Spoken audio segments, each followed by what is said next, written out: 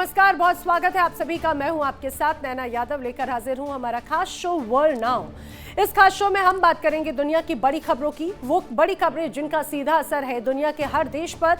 हम सिर्फ खबर नहीं बताते, जैसा आप जानते हैं उस खबर का हर पहलू आप तक पहुंचाते हैं, करते हैं पोस्टमार्टम। इस बुलेटिन में हम आपको खबरों के उन तमाम पहलुओं से रूबरू कराएंगे जिसका असर आधी आबादी पर पड़ता है।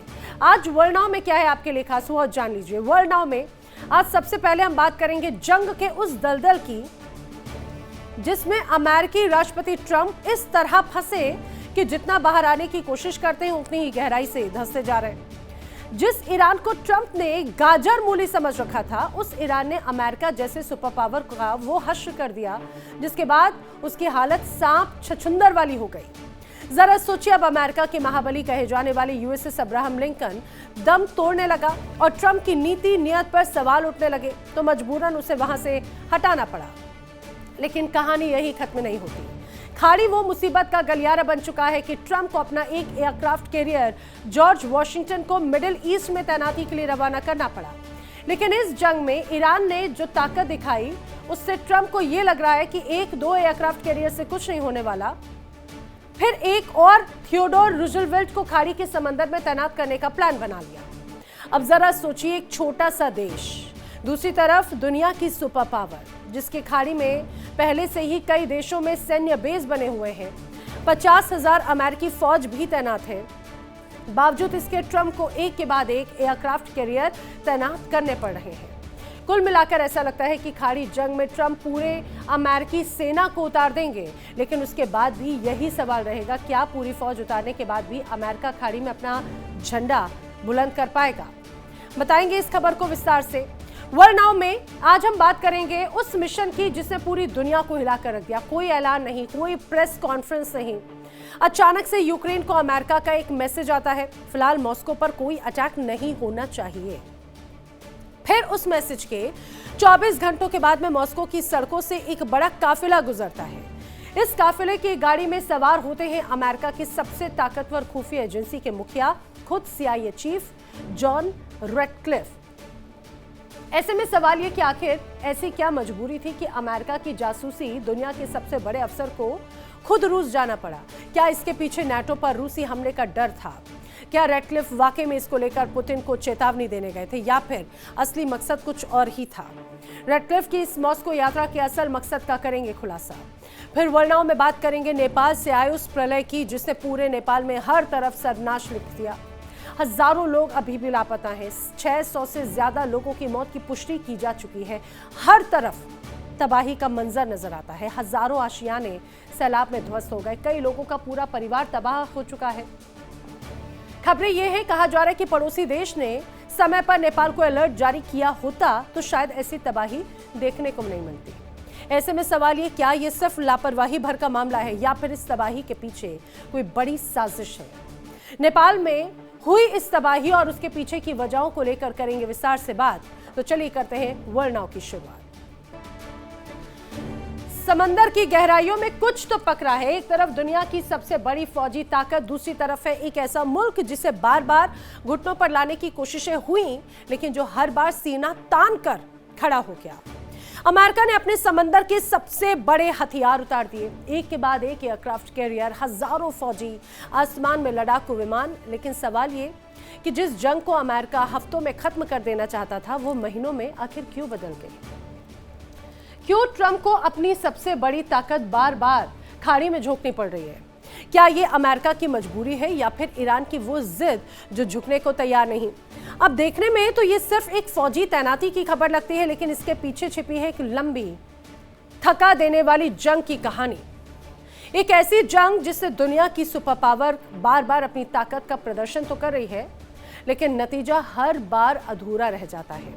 सवाल सिर्फ ये नहीं है कि अमेरिका कितने कैरियर भेज रहा है, सवाल ये कि आखिर कितने कैरियर काफी होंगे, आखिर कब तक ये सिलसिला चलने वाला है? और सबसे बड़ा सवाल, क्या ये पूरी ताकत झोंकने के बावजूद अमेरिका खाड़ी के इस दलदल में और गहरा धंसता जा रहा है? खाड़ी का अगर जो पूरा माहौल है यहाँ पर जंग का, इस पूरी जंग में अब सिर्फ जमीन की जंग नजर नहीं आती, समंदर की जंग ये बन चुकी है। इस जंग में अमेरिका बस अपना तीसरा सबसे बड़ा हथियार उतारने जा रहा है और खबर है कि अमेरिकी नौसेना का विशालकाय aircraft carrier USS Theodore Roosevelt आने वाले हफ्तों में सैन डियागो से रवाना होगा और सीधे पहुंचेगा पश्चिमी एशिया। 7 महीने से ज्यादा की ये तैनाती बताती है कि अमेरिका ये मान चुका है कि ये जंग जल्द ही खत्म होने वाली नहीं। अमेरिकी नौसेना संस्थान यानी यूएसएनआई की रिपोर्ट पर अगर यकीन किया जाए तो ये तैनाती कोई मामूली फैसला नहीं है। सैन डियागो ने हजारों मील दूर पश्चिम एशिया तक एक विशालकाय युद्धपोत को भेजना, उसके साथ लड़ाकू विमानों का पूरा बेड़ा, सैकड़ों फौजी अफसर और तकनीकी टीमों का रवाना होना, यह अपने आप में बताता है कि वॉशिंगटन में इस जंग को लेकर कितनी गंभीरता है। सोचिए 7 महीने का मतलब क्या है, आधे साल से भी ज्यादा का वक्त तक हजारों मील दूर समंदर में डटे रहना, बगैर ये जाने कि आखिर लौटना कब नसीब होगा। आखिर यहां पर जो तैनाती है उसका अंजाम क्या होगा। जो युद्ध लड़ने के लिए भेजा गया, क्या उसका कोई रिजल्ट भी निकलेगा। यह तैनाती सिर्फ एक जहाज की नहीं है, बल्कि अमेरिका की उस रणनीति की तस्वीर है जिसमें ताकत लगातार बढ़ानी पड़ रही है, क्योंकि सामने खड़ा मुल्क पीछे हटने का नाम नहीं ले रहा। थियोडोर रूजवेल्ट समंदर में चलता फिरता किला माना जाता है। आखिर क्यों अमेरिका इस पर इतना ज्यादा भरोसा करते हुए अब खाड़ी देश में उसे तैनात करने की तैयारी कर रहा है, वो आपको बता देते हैं।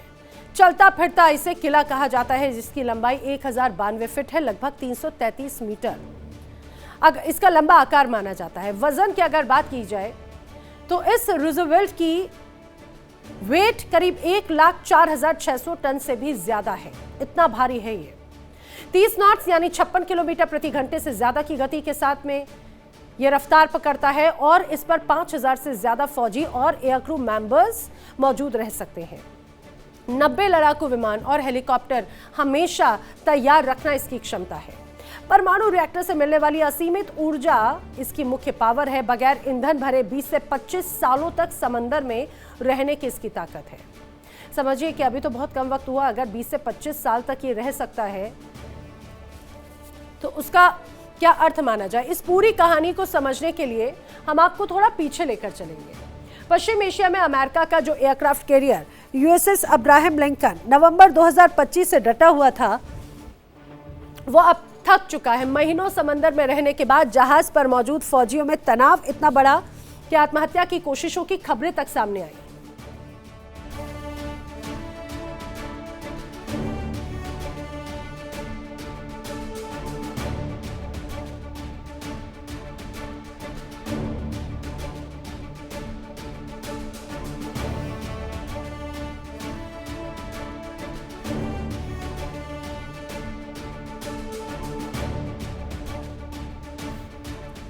इतने लंबे समय तक अगर जो फौजी यहां पर तैनात है वो डिप्रेशन में है, ना उनको ढंग का खाना मिल पा रहा है, ना ही उनके लिए पीने का पानी ढंग का है, वो कब तक यहां पर रहने वाले हैं ये कोई खबर नहीं। और क्या अमेरिकी सेना ने, डोनाल्ड ट्रंप ने अपने इन फौजियों को भुला दिया, ये बड़ा सवाल उनके मन में आने लगा। यही तो वजह है कि वो अवसाद में आने लगे हैं। आत्महत्या की कोशिशें भी की गई इन सैनिकों की तरफ से।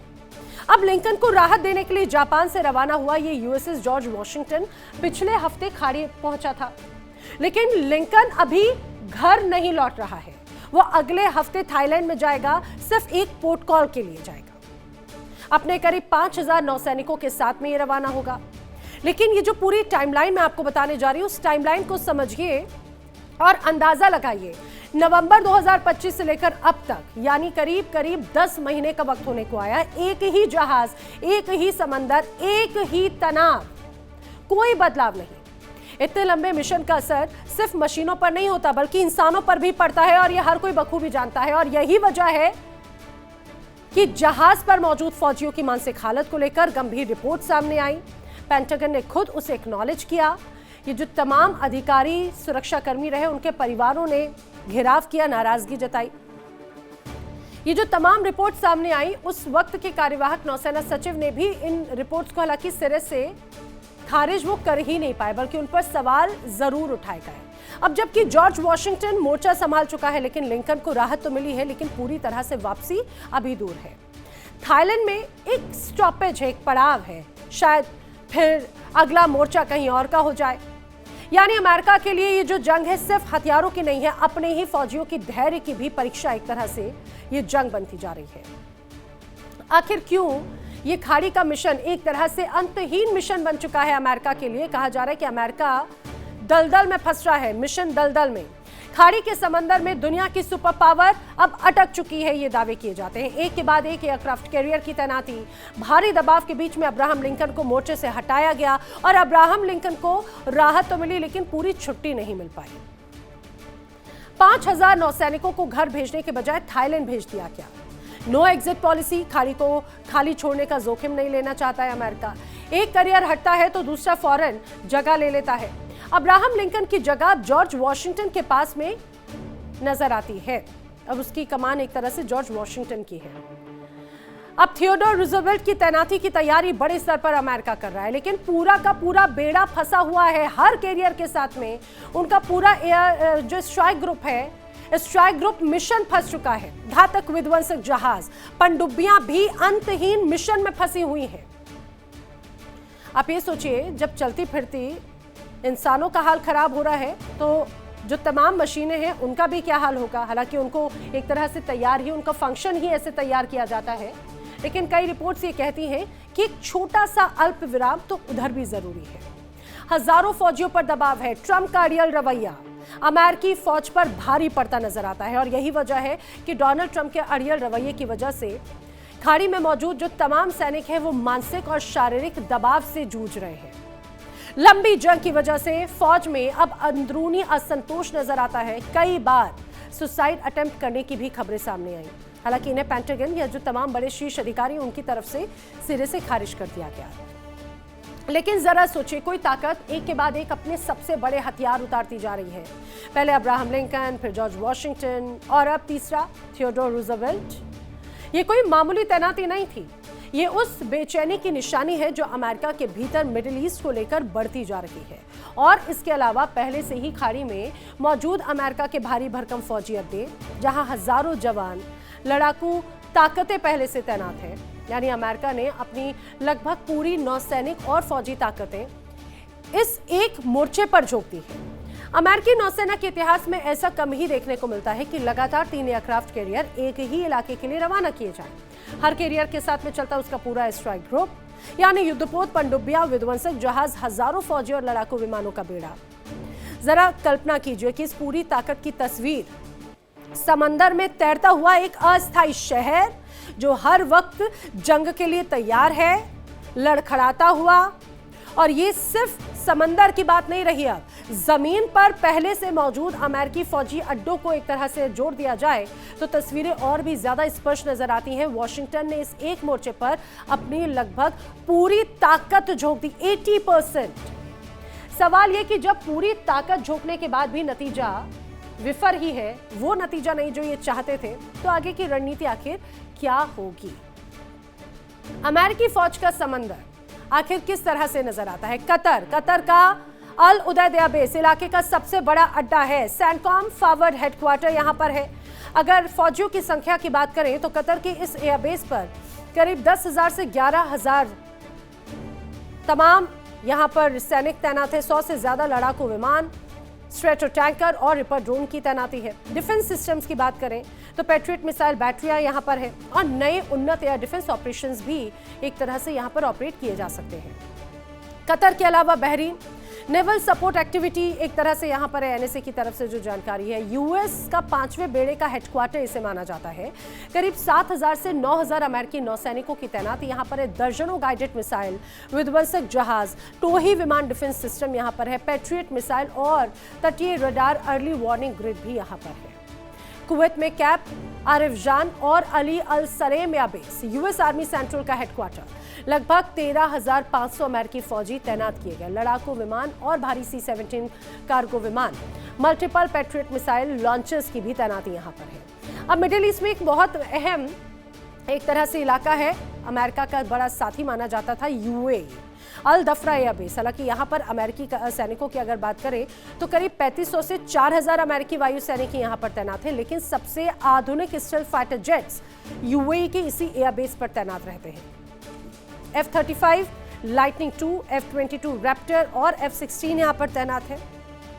पैट्रियट और Thar terminal high altitude area defence system भी यहाँ पर तैनात है। सऊदी अरब प्रिंस सुल्तान एयरबेस 2700 से 3000 सैनिकों की तैनाती है। F-15E स्ट्राइक ईगल और लड़ाकू विमानों के स्क्वाड्रन है। डिफेंस सिस्टम में बात करें तो पैट्रियट एंटी मिसाइल यूनिट्स की तैनाती यहां पर है। वहीं जॉर्डन और इराक मुफ्ताक अल साल्ती और आइन अल असद बेस, इराक में लगभग 2500 सैनिकों की तैनाती है, तो जॉर्डन में करीब 3000 फौजी अमेरिका के यहां पर तैनात हैं। Attack helicopters, ripper drones, counter drone defence system की भी तैनाती यहां पर नजर आती है। इसी बीच अमेरिकी सेंट्रल कमांड यानी कि सेंटकॉम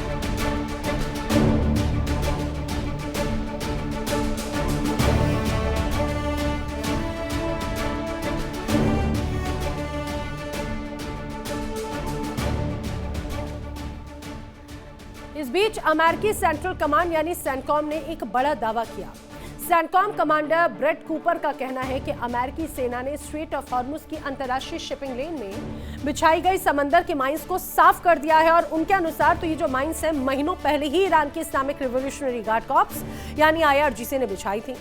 अब कूपर इसे बेहद चुनौतीपूर्ण मानते रहे, खतरनाक ऑपरेशन बता रहे हैं, जिसमें नौसेना हो या सेना हो या अमेरिकी वायुसेना, इनकी ताकत एक साथ इस्तेमाल की गई। जरा इस पूरे दावे पर गौर कीजिएगा। एक ऐसा ऑपरेशन जिसमें अमेरिका को अपनी नौसेना की अलग अलग स्पेशलाइज्ड टीमें उतारनी पड़ी, सेना और वायुसेना की एयर पावर तक इस्तेमाल करनी पड़ी, सिर्फ समंदर के भीतर छिपी माइंस को हटाने के लिए। सोचिए अगर ये काम इतना वाकई में आसान होता तो इसके लिए महीनों नहीं लगते और इतनी बड़ी ताकत झोंकने की जरूरत भी नहीं पड़ती। कूपर का जो दावा है वो अब स्ट्रेट ऑफ हॉर्मुज की शिपिंग लेन खुली है और वहां पर गतिविधियां बढ़ रही हैं, ये वो दावा कर रहे हैं, लेकिन अभी भी उनके तमाम दावे सवालों के घेरे में जरूर नजर आते हैं। लेकिन स्ट्रेट ऑफ हॉर्मुज की हकीकत क्या है वो भी जरा समझ लीजिए। कूपर भले जो दावे करें, अब हकीकत यह है कि 95% ट्रैफिक ठप हो चुका है। अमेरिकी दावों के विपरीत स्ट्रेट ऑफ हॉर्मुज की हालत है। सामान्य वाणिज्यिक जहाजों की आवाजाही लगभग बंद हो चुकी है। सामान्य दिनों में रोजाना 130 से 140 जहाजों की आवाजाही है। फिलहाल ये संख्या 5 से 10 के बीच मानी जा रही है।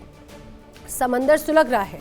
स्ट्रेट ऑफ हॉर्मुज पर अमेरिकी नियंत्रण के दावों पर ईरान का पलटवार यह है कि हमारी शर्तों पर ही स्ट्रेट ऑफ हॉर्मुज खुलेगा। ईरान हॉर्मुज की नाकेबंदी से ग्लोबल तेल बाजार में भारी अनिश्चितता साफ तौर से नजर आती है।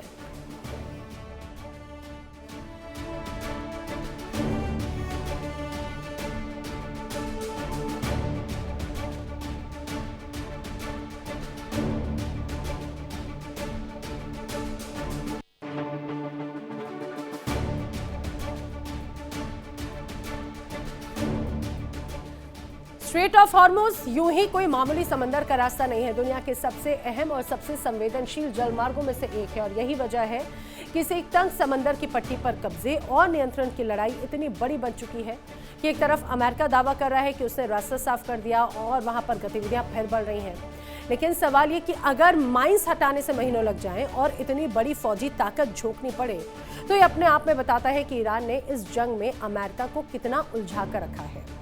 दुनिया का एक बड़ा हिस्सा अपने तेल और व्यापार के लिए इसी संकरे समंदर के रास्ते पर निर्भर है और यही वजह है कि जब यहाँ तनाव बढ़ता है तो उसका असर सिर्फ खाड़ी तक सीमित नहीं रहता बल्कि दुनिया भर के बाजारों तक पहुंच जाता है। अमेरिका के लिए ये रास्ता खुला रखना सिर्फ सैन्य नहीं बल्कि आर्थिक और कूटनीतिक मजबूरी भी है और शायद यही वजह है कि इतनी बड़ी ताकतें झोंकने के बावजूद अमेरिका इस मोर्चे से हट नहीं पा रहा।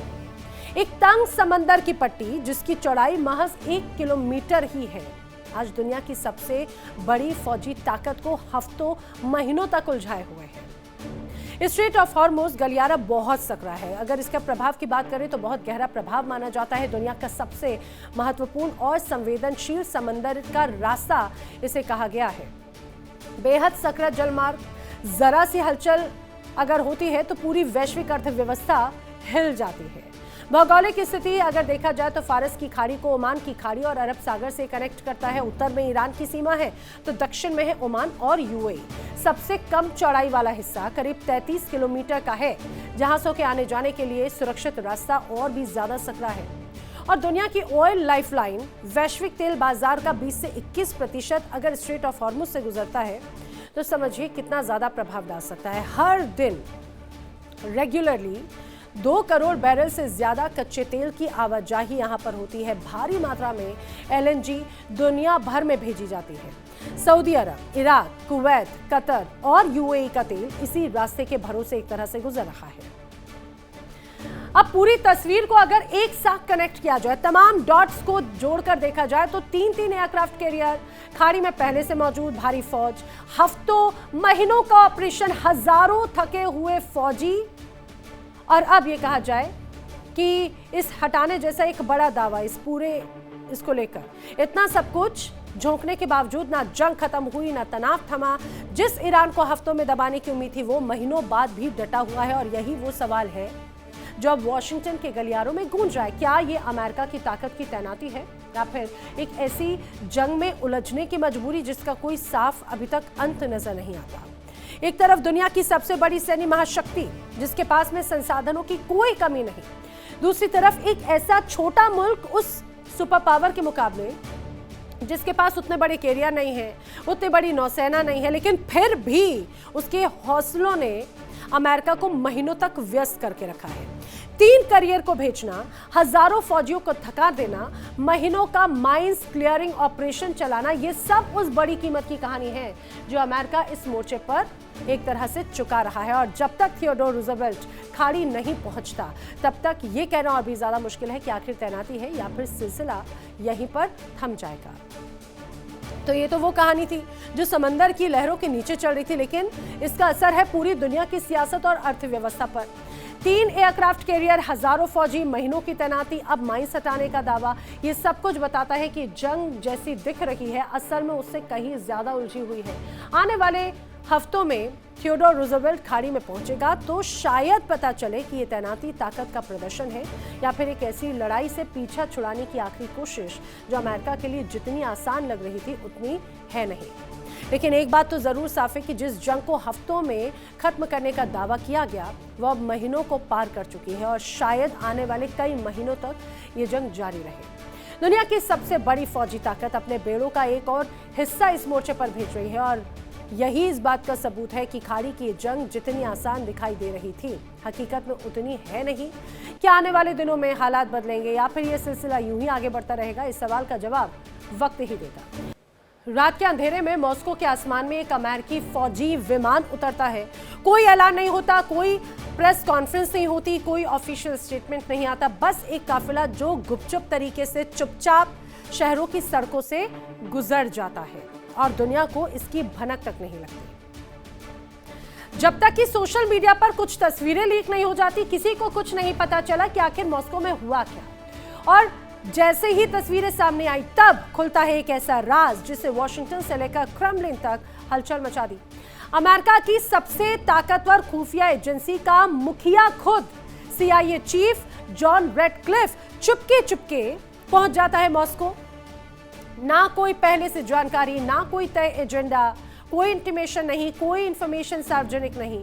सवाल यह कि आखिर ऐसी मजबूरी क्या थी कि अमेरिका की जासूसी दुनिया के सबसे बड़े अफसर को खुद रूस जाना पड़ गया। क्या यह सच में सिर्फ नाटो को लेकर एक चेतावनी थी या फिर पर्दे के पीछे कोई और ही खेल चल रहा था जिसे दुनिया से छिपाया जा रहा है। अब व्हाइट हाउस इसे बता रहा है रूटीन विजिट, लेकिन जब बात इतनी रूटीन की थी तो इसे छिपाया क्यों गया? आखिर क्यों नहीं जानकारी दी गई वॉशिंगटन की तरफ से? डोनाल्ड ट्रंप जो हर बात पे, छोटी छोटी बात पे भी सोशल मीडिया पर तमाम पोस्ट एक तरह से भर देते हैं एक एक करके। इतनी बड़ी, इतनी अहम विजिट को इतना सीक्रेसी के साथ में अंजाम दिया। दरअसल कहानी की शुरुआत होती है 24 अगस्त की रात से। जी हाँ, 24 अगस्त हाल ही में अमेरिका का जॉइंट बेस एंड्रयूज से एक फौजी परिवहन विमान उड़ान भरता है। मंजिल होती है मॉस्को और इस विमान में सवार है खुद CIA के डायरेक्टर जॉन रेडक्लिफ। ये उनकी CIA चीफ बनने के बाद में रूस की पहली यात्रा थी। और सबसे हैरानी की बात तो ये कि जो यात्रा है पहले से किसी को बताई ही नहीं गई। 25 अगस्त को जब मॉस्को एयरपोर्ट पर एक अमेरिकी विमान की मौजूदगी नजर आई और शहर में एक डिप्लोमेटिक काफिला दिखा, तब जाकर इस गुप्त दौरे का राज खुला। जरा सोचिए, आखिर बार CIA चीफ मॉस्को कब गए?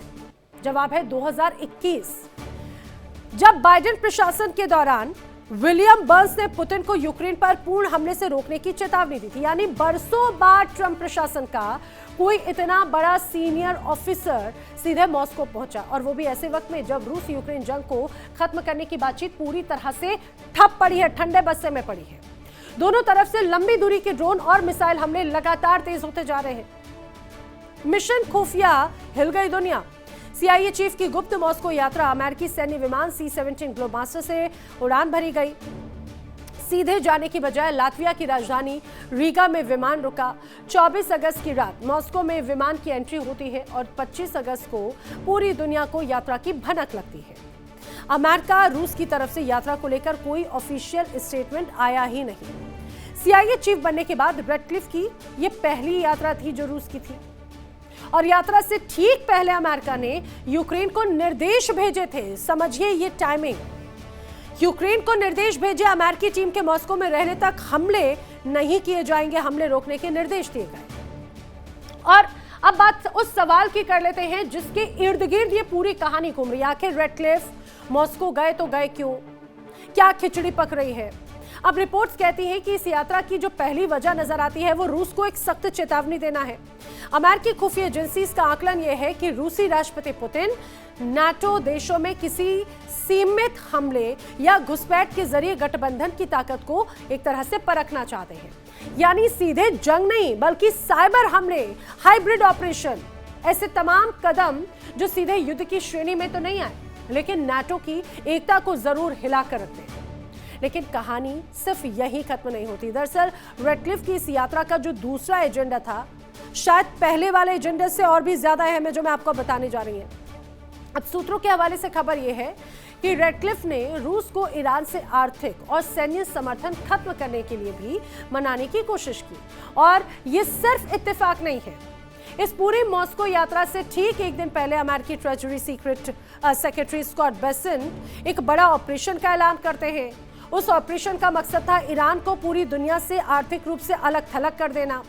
यानी एक तरफ नाटो को लेकर चेतावनी, दूसरी तरफ ईरान को घेरने की रणनीति, और रूस जो ईरान का एक अहम व्यापारिक साझेदार है, इस पूरी बिसात के बीचों बीच खड़ा हुआ नजर आता है। फिलहाल तो खामोशी, अब आगे क्या चल रहा है पुतिन के दिमाग में ये कोई नहीं जानता। लेकिन नाटो बहाना क्या कहीं और निशाना था? अलग अलग एजेंडे समझिए। पहला एजेंडा जो नजर आता है संभावित, नाटो की सुरक्षा, नाटो देशों पर हमले या फिर उकसावे वाली कार्रवाई रोकना एक तरह से अमेरिका की प्राथमिकता है। दरअसल अमेरिका को डर है पुतिन साइबर अटैक या हाइब्रिड वॉरफेयर का रास्ता चुन सकते हैं। 4 साल से ज्यादा का वक्त हो चुका है इस पूरे जंग को। वॉशिंगटन का यह मानना है कि रूस ये परखना चाहता है कि नाटो आखिर कितना यूनाइटेड है, नाटो की एकता कितनी है। अब दूसरा एजेंडा समझ लीजिए, ईरान और रूस का गठजोड़। ईरान को रूस से जो मदद मिलती है वो मदद बंद कराने की बड़ी कोशिश है। हर तरह की सामरिक या आर्थिक मदद का रास्ता एक तरह से अमेरिका बंद करना चाहता है, ये उसका प्लान है। रूस के जरिए ईरान को स्ट्रेट ऑफ हॉर्मुज पर अमेरिका की बड़ी चेतावनी एक तरह से। स्ट्रेट ऑफ हॉर्मुज जलमार्ग तुरंत अगर नहीं खुला तो विनाशकारी प्रतिबंध लग जाएंगे, ना सिर्फ ईरान पर बल्कि ईरान का सहयोग करने वाले तमाम देशों पर, यानी सेकेंडरी सैंक्शंस और लग सकते हैं रशिया पर। ईरान का सबसे बड़ा रणनीतिक और व्यापारिक साझेदार कौन है? रूस और चाइना। चाइना से कोशिश की, चाइना माना नहीं। अब रूस को दबाने की कोशिश है, मनाने की कोशिश है। रूस के जरिए ईरान पर दबाव बनाने की रणनीति एक तरह से रेडक्लिफ करते हुए नजर आते हैं। अमेरिका की तमाम प्लानिंग है। अब आते हैं इस पूरी कहानी की सबसे दिलचस्प मोड़ पर, जब हर किरदार इस यात्रा को अलग अलग रंग देने में जुटा है। सबके अपने अपने नजरिए भाई। व्हाइट हाउस में जब राष्ट्रपति ट्रंप से पूछा गया कि क्या रेडक्लिफ की यात्रा नाटो को लेकर पुतिन को चेतावनी देने के लिए थी, तो डोनाल्ड ट्रंप ने इसे सीधे सीधे सिरे से खारिज कर दिया। उन्होंने एक तरह से सेमी रूटीन इसे बताया और कहा कि भाई लगभग सब कुछ सामान्य है, सब कुछ नॉर्मल है। यहां तक कि उन्होंने तो यह भी कह दिया कि रेडक्लिफ वहां किसी ऐसी वजह से नहीं गए जैसा पूछा जा रहा था। अब दूसरी तरफ क्रेमलिन का बयान वो भी कम दिलचस्प नहीं है। रूस के जो प्रवक्ता है दिमित्री पेस्कोव, उन्होंने ये साफ साफ कहा है कि रेडक्लिफ की मुलाकात खुद राष्ट्रपति पुतिन से नहीं हुई है, बल्कि ये जो मुलाकात है स्पेशल सर्विसेज यानी खुफिया एजेंसीज के स्तर पर हुई। रूस की जो विदेशी खुफिया एजेंसी है उसके मुखिया है सर्गेई नारिश्किन। उन्होंने भी एक तरह से इस मुलाकात की पुष्टि की, लेकिन इसे भी नियमित मुलाकात का नाम एक तरह से दे दिया गया। यानी हर तरफ से एक ही कोशिश है इस यात्रा को जितना हो सके उतना सामान्य नॉर्मल दिखाया जाए। लेकिन सवाल बड़ा यह है कि अगर सब कुछ इतना ही ज्यादा सामान्य नॉर्मल है तो इसे इतना ज्यादा सीक्रेट क्यों रखा गया इस पूरे दौरे को? क्या यूक्रेन से हमले रोकने तक की एक तरह से गुजारिश करनी पड़ी? और क्या दुनिया को इसकी भनक तब लगी जब एक विमान गलती से कैमरे में कैद हो गया? अगर शायद ये तस्वीर सामने नहीं आती तो ना क्रेमलिन की तरफ से कुछ कहा जाता, ना ही वॉशिंगटन की तरफ से। तो ये थी मॉस्को की उस एक पूरी रात की कहानी जिसने दुनिया की सियासत में हलचल मचा दी। एक गुप्त उड़ान, एक अनाउंस तक नहीं, फिर बयानों की एक ऐसी छड़ी जिसमें हर किरदार अपनी अपनी सफाई देता नजर आया। ट्रंप कहते हैं कि सेमी रूटीन, क्रेमलिन कहता है नियमित मुलाकात। लेकिन इतनी सारी सफाइयों के बीच एक बात साफ होती नजर आती है कि ये यात्रा जितनी सामान्य बताई जा रही है, प्रेजेंट की जा रही है, उतनी दरअसल है नहीं। नाटो को लेकर चेतावनी हो या फिर ईरान पर रूस से मदद रुकवाने की कोशिश, दोनों ही मामलों में एक बात तो तय है, अमेरिका सीधे मॉस्को जाकर अपनी बात मनवाने की रणनीति पर उतारू हो चुका है। और ये वो संकेत है जो आने वाले हफ्तों में सिर्फ यूक्रेन जंग की दिशा ही नहीं चेंज कर सकता, बल्कि ईरान से जो तमाम मोर्चे कनेक्टेड हैं उनको भी प्रभावित कर सकता है। क्या रेडक्लिफ की ये यात्रा एक ऐसी कूटनीतिक चाल की शुरुआत है या फिर ये सिर्फ एक झलक उस बड़े खेल की जो अभी पर्दे के पीछे कहीं ना कहीं चल रहा है? हिमालय की गोद में बसा एक शांत पहाड़ी इलाका अचानक से धरती कांपती है, लेकिन यह भूकंप नहीं था, यह था कुछ और, कुछ कहीं ज्यादा खतरनाक। पहाड़ों की चोटी पर जमा बर्फ का एक विशालकाय हिस्सा टूटकर गिरता है और देखते ही देखते एक शांत से नदी में, एक तरह से एक शांत से इलाके में तबाही ला देता है। पूरा रास्ता नदी का रूप ले लेता है और मौत के सैलाब में तब्दील हो जाता है। सैकड़ों जानें चली जाती हैं, हजारों लापता हो जाते हैं। लेकिन कहानी यहीं खत्म नहीं होती, क्योंकि तबाही के मलबे ने पहाड़ों के बीच में बना दिया है एक नया, खामोश और बेहद खतरनाक राक्षस। जी हाँ, एक राक्षस, एक ऐसी झील जो हर घंटे बड़ी होती जा रही है, जिसमें समा चुका है इतना ज्यादा पानी जो भर सकता है सैकड़ों ओलंपिक स्विमिंग पूल्स को। अब बड़ी चेतावनी है, अगले 3 दिनों में ये राक्षस कभी भी फट सकता है। यानी जो तबाही अभी नेपाल में नजर आई, ये उसकी एकमात्र झलक भर है, ये ट्रेलर है। आने वाले 72 घंटे और भी ज्यादा रिस्की है, घातक है। सबसे बड़ा सवाल ये नहीं है कि आगे आखिर क्या होगा, सबसे बड़ा सवाल अब ये है क्या इस तबाही को पहले से रोका जा सकता था? जितने लोगों की जान गई, क्या उन्हें कंट्रोल किया जा सकता था? क्या सीमा पार बैठे एक पड़ोसी मुल्क को पहले से इसकी भनक थी और उसने वक्त रहते चेतावनी नहीं दी? 26 अगस्त की सुबह करीब 8:45 बजे का वक्त था जब नेपाल चीन सीमा के पास में अचानक से धरती हिलना शुरू हो जाती है, कंपन शुरू हो जाते हैं। शुरुआत में लोगों को लगा कि यह भूकंप है, क्योंकि नेपाल का ये जो इलाका है वो कई बार भूकंप वाली त्रासदी को झेल चुका है। लेकिन भूकंप लगता ये प्रलय जल्द ही पूरा माहौल क्लियर हो गया कि असली वजह तो कुछ और है धरती के कंपन की। हिमालय की ऊंची चोटियों पर एक विशालकाय ग्लेशियर टूटकर नीचे गिरा। बर्फ, चट्टान, मलबे का एक पहाड़ जैसा हिस्सा तेजी से रफ्तार से नीचे की ओर बहा। त्रिशूली नदी की सहायक नदियां एक तरह से लेन-देन, एक पूरा का पूरा उसने एक रास्ता खोला और सीधे अंदर दाखिल हो चुका। देखते ही देखते नदी का रौद्र रूप सामने आया। तस्वीरें आप देखेंगे तो रूह कांप जाएगी, रोंगटे खड़े हो जाएंगे। 72 किलोमीटर के इलाके में त्रिशूली नदी ने जमकर तबाही मचाई है। नेपाल का रसवा और नुवाकोट जैसे जो जिले हैं, वहां पर जो बस्तियां हैं वो बस्तियों की बस्तियां बह गई। बड़ी बड़ी इमारतें, लोगों के मजबूत घर, गाड़ियां, तमाम इंफ्रास्ट्रक्चर्स ताश के पत्तों की तरह बह गया। कागज की कश्ती की तरह बहता हुआ नजर आया बड़ा बड़ा बोल्डर। बेत्रावती जैसा ऐतिहासिक कस्बा अब पूरी तरह से मलबे में तब्दील हो चुका है। लेकिन सीमा पर मौजूद ग्योरोंग पोर्ट, जो नेपाल चीन के बीच में व्यापार और कैलाश मानसरोवर यात्रा का बहुत अहम रास्ता माना जाता है, वो भी इस तबाही की चपेट में आ गया। अब तक जो जानकारी मिली है उसके अनुसार नेपाल में मरने वालों की संख्या 600 को पार कर चुकी है। ये आंकड़ा और बढ़ सकता है। हजारों की संख्या में लोग अभी भी लापता हैं। दुनिया भर के 30 से ज्यादा देशों के नागरिक भी इसमें शामिल हैं। अब आपको एक साथ नेपाल में प्रलय की कुछ तस्वीरें मैं दिखाती हूं। इस तस्वीर को जरा समझिएगा, किस तरह से नेपाल में तबाही आई, एक बड़ा इंफ्रास्ट्रक्चर कैसे मलबे में तब्दील हो गया। लोग आगे आगे भागते, लेकिन उनकी ये दौड़ इस पूरे प्रलय के आगे बहुत छोटी थी। अब मैं आपको इस पूरे प्रलय की 50 तस्वीरें दिखा रही हूं, जो सिर्फ और सिर्फ तबाही को दर्शाती है और कुछ नहीं। जी हां, तबाही।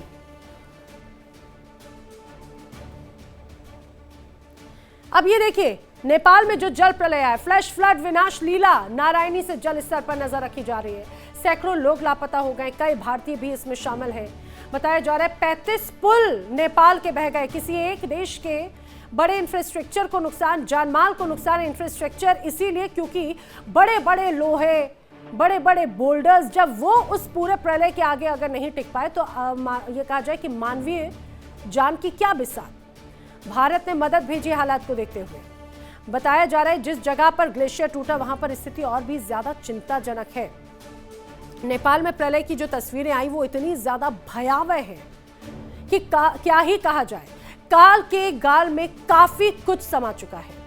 आखिर क्या क्या तबाह हुआ है वो भी आप जान लीजिए।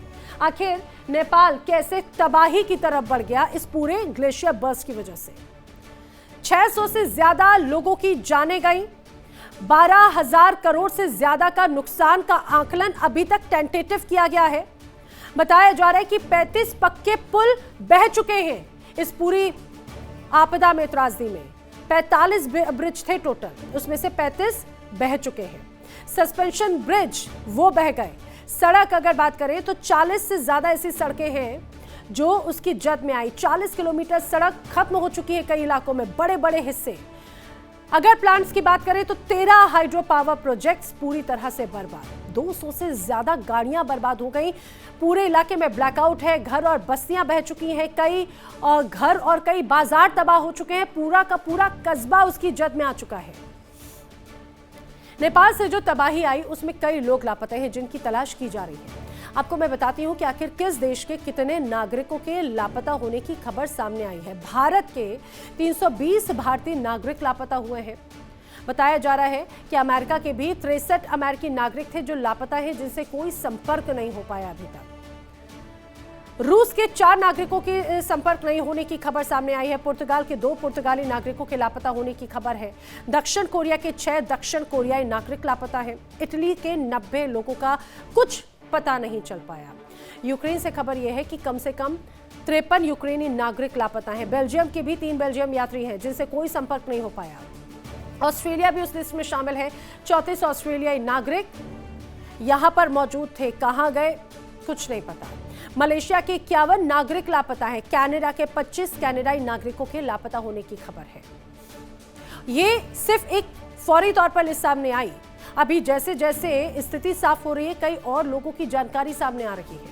अब बात करते हैं उस कहानी के सबसे बड़े डरावने मोड़ की।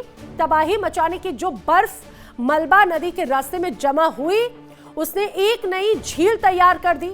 एक ऐसी झील जिसका कोई प्राकृतिक निकासी रास्ता ही नहीं था। यानी पानी लगातार अंदर ही अंदर जमा होता चला गया। पानी अंदर जमा तो हो रहा है लेकिन निकासी का कोई रास्ता नहीं। बाहर निकलने का एक दरार तक वहां पर नजर नहीं आई। चीनी अधिकारियों ने इस बात को खुद एक्सेप्ट किया है कि 27 अगस्त तक इस झील में जो जमा पानी था उसकी मात्रा 25 लाख क्यूबिक मीटर के पार जा चुकी थी, जो एक दिन पहले के अनुमान से कहीं ज्यादा थी। अब जो चेतावनी आई वो और भी ज्यादा डराती है। चीनी अधिकारियों के अनुसार अगले 3 दिनों में 30 लाख क्यूबिक मीटर और पानी इस झील में समा सकता है। यानी करीब 1200 ओलंपिक स्विमिंग पूल के बराबर पानी यहां पर इकट्ठा हो सकता है। कितना बड़ा दायरा है इस चीज का। इतना पानी जमा होने का मतलब है झील के फटने का खतरा हद से ज्यादा बढ़ जाना। अनुमान है पानी का सबसे ज्यादा बहाव यानी पीक फ्लो 1 सितंबर के आसपास आ सकता है। हालात इतने ज्यादा संगीन हो सकते हैं कि शुक्रवार को चीन ने अपनी सारी रेस्क्यू टीमों को या गाड़ियों को खतरे वाले इलाके से हटाकर सुरक्षित जगहों पर भेज दिया, क्योंकि डर है कि अगर झील फटती है तो उसके साथ साथ पहाड़ भी धंस सकता है, हिमस्खलन जैसी कई आपदाएं भी आ सकती हैं। अब आते हैं इस पूरी कहानी के सबसे विवादास्पद सवाल पर। जिस ग्लेशियर के टूटने से तबाही आई वो नेपाल में नहीं थी, बल्कि वो थी सीमा पार चीन के तिब्बत क्षेत्र में। यानी तबाही का जो सोर्स है वो नेपाल की सीमा में नहीं था, वो नेपाल की सीमा से बाहर था। और यहीं से अब वो सवाल उठता है जो अब नेपाल के पत्रकारों और पूर्व अधिकारियों की जुबान पर है। क्या चीन को इस खतरे की पहले से भनक थी? क्या तिब्बत के इलाके में मौजूद निगरानी तंत्र ने कोई संकेत पकड़ा था जिसे वक्त रहते नेपाल के साथ साझा नहीं किया गया? नेपाल में कुछ पूर्व अधिकारी और पत्रकारों ने खुलकर सवाल भी उठाए हैं। क्या सीमा पार से कोई पूर्व चेतावनी आई या जानकारी नेपाल तक पहुंची? इससे पहले कि ये पूरा सैलाब नेपाल की धरती पर पहुंचता, इस बीच नेपाल में चीनी दूतावास ने इन सभी आरोपों को सिरे से खारिज कर दिया है। दूतावास कह रहा है कि चीन की तरफ से किसी निर्माण गतिविधि या मानव निर्मित बांध जैसी किसी वजह से कोई हादसा नहीं हुआ। ये दावा भी गलत है कि चीन ने समय पर चेतावनी नहीं दी। हालांकि कोई ठोस सबूत सामने नहीं आए कि चीन की किसी गतिविधि ने इस तबाही को जन्म दिया, लेकिन जो परिस्थितियां हैं, सवाल अभी भी हवा में है। क्या इतनी बड़ी आपदा से पहले सीमा पार से कोई चेतावनी वक्त पर नेपाल तक पहुंच सकती थी? मैं आपको आगे और बड़ी बातें बताऊं, लेकिन आपको नेपाल से आई कुछ तस्वीरें दिखाती हूं। वो भयावह तस्वीरें फुल स्क्रीन पर जो हमें दर्शाती हैं कि नेपाल में आखिर किस तरह से तबाही का मंजर है। हाइड्रोलिक पावर प्रोजेक्ट्स, पूरी तरह से हाइड्रो पावर प्रोजेक्ट्स धराशायी हो गए। जानमाल किस तरह से पानी में बहता हुआ नजर आया। हजारों की संख्या में लोग लापता हो गए।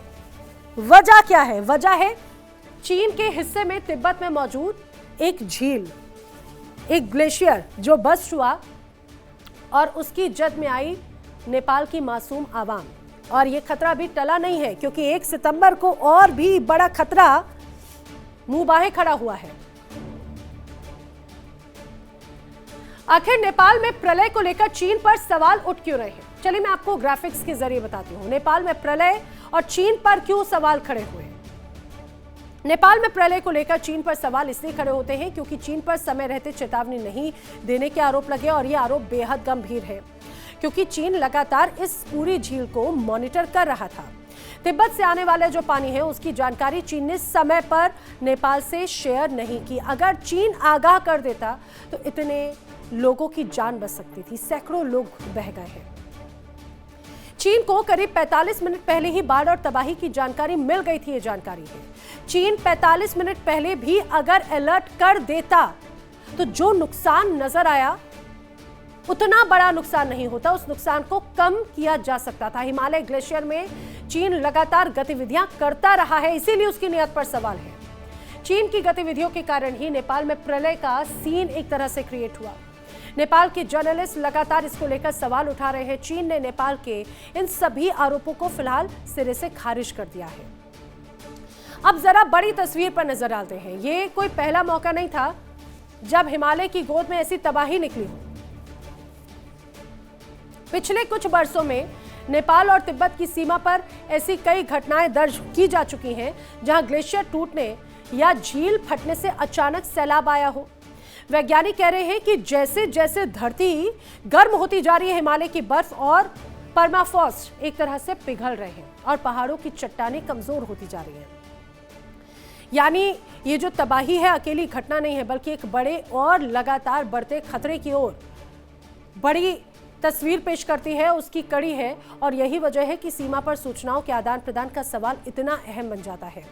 अब हिमालय क्षेत्र में सैकड़ों ऐसी ग्लेशियर्स झीलें मौजूद हैं जो कभी भी खतरनाक साबित हो सकती हैं। भारत, नेपाल, चीन, भूटान और पाकिस्तान, ये ऐसे तमाम देश हैं, उनके लिए एक साझा चुनौती है जिसका हल भी साझा निगरानी, तुरंत सूचना साझा करने से ही होगा। लेकिन जब तक सीमाओं के आर पार भरोसा और पारदर्शिता पूरी तरह से मजबूत नहीं होती, तब तक हर नई दरार, हर नई झील नेपाल जैसे देशों के लिए नई और अनजानी आफत बनकर मंडराती रहेगी। ये तो थी हिमालय की गोद से उठी उस तबाही की कहानी जिसे सैकड़ों जानें ले ली, अभी भी हजारों लोगों की सांसें अटकी हुई हैं उस झील पर जो कभी भी फट सकती है। एक तरफ कुदरत का कहर, दूसरी तरफ वो सवाल जो अभी तक अनसुलझा है, क्या इंसानों की लापरवाही, क्या ये सीमा विवाद, कौन कितना मजबूत, ये वाला अहम, सूचना की कमी या फिर सीमा पार की चुप्पी ने इस तबाही को और बड़ा बना दिया। चीन ने हर आरोप को फिलहाल खारिज कर दिया है, लेकिन सवाल अभी भी जीवित हैं। शायद तब तक जिंदा रहेंगे ये सवाल जब तक हिमालय के दोनों तरफ बैठे मुल्क एक दूसरे के साथ पूरी पारदर्शिता के साथ काम नहीं करना सीखते। फिलहाल सबकी निगाहें टिकी हैं उस झील पर जो आगे कुछ दिनों में ये तो थम जाएगी या फिर एक और बड़ी तबाही को जन्म देगी, ये एक बड़ा सवाल यहां नजर आता है। वर्ल्ड नाउ में फिलहाल इतना ही। देखिए इंडिया डेली 24/7 अब आपकी स्मार्ट टीवी पर। इंडिया डेली मौजूद है सभी डिजिटल प्लेटफॉर्म पर लाइव और लगातार। इंडिया डेली 24/7 हर दिन राष्ट्र को समर्पित।